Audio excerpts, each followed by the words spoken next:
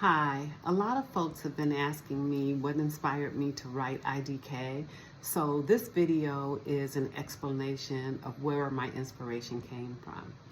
So I'm going to share three different experiences that I had, two of which were really the inspiration for the story, and one experience just affirmed for me that what I've written is important and needed. So the first scenario goes like this. I'm at a cosmetology school, getting a manicure. The manicurist is a Korean woman, and she had recently moved from Mississippi, and this was during the time of Hurricane Katrina. And she and I are chatting, and she shares with me that she really missed the food. She missed the food that she had in Mississippi. So she named a few of the dishes for me, and when she named those dishes, I said, "Oh, so you like Black American food?" And her response was, "I didn't know it was Black food. I like American food." And that was very insightful to me because she was right. But I was right too. So that was the first experience. I said, I need to document our history in terms of our cultural food history. And when she made the comment that she didn't know it was Black American food, that was like, yeah, this is something that needs to happen. So that was an inspiration for me. But then another experience happened, actually more than just two experiences. The one I'm about to tell you happened on several different occasions.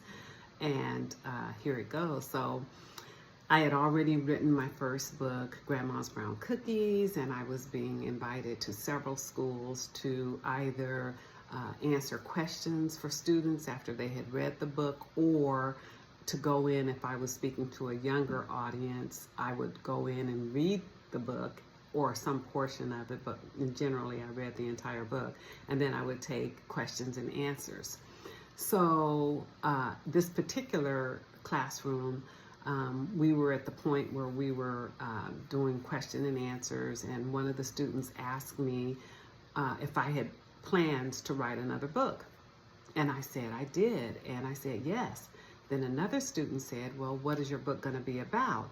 And I said, it'll be about soul food. Raise your hand if you can tell me what it is.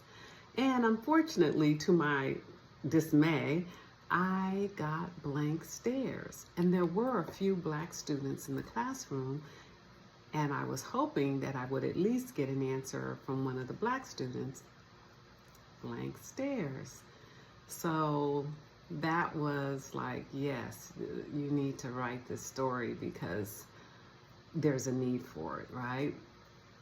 So fast forward, this happened just last year. I was speaking to a group of students. I was invited to a classroom, and this was a high school. And they wanted to know, well, basically I was invited because they were discussing different careers, and my topic was basically not only the books that I had written, but also I spoke about how writing is used. Like, you go see a movie, many of them are adapted from a novel. We just talked about different types of writing, etc.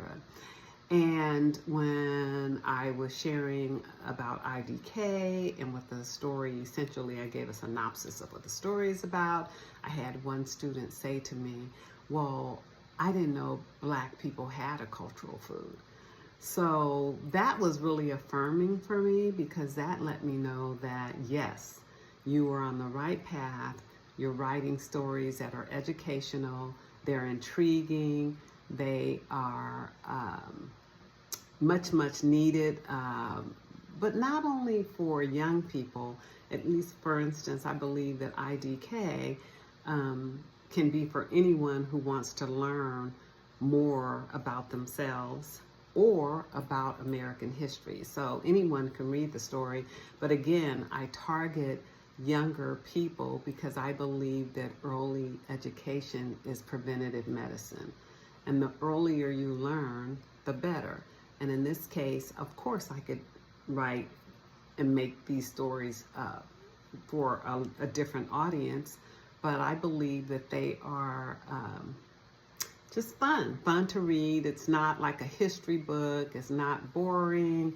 And yet, as you are reading this young man's quest for discovery, and in this case, the protagonist is Kendall, and he is on a journey to discover more about his cultural foods because he had a very embarrassing, very embarrassing moment in his class.